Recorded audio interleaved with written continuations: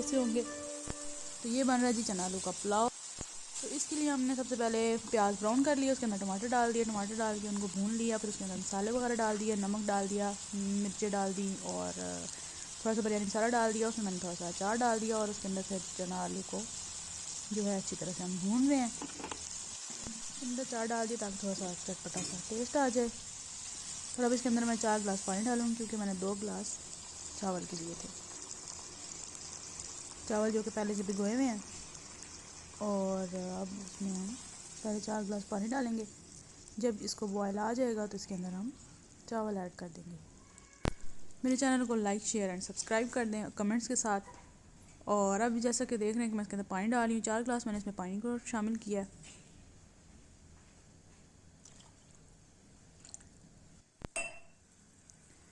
तो जी पानी को आ गया बॉयल और अब इसके अंदर मैं चावल को शामिल कर रही हूँ।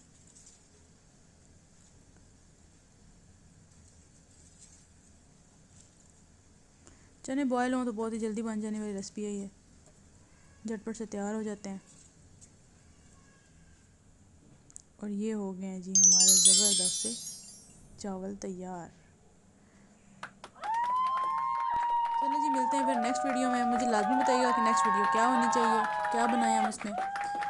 तो ओके जी, अल्लाह हाफ़िज़।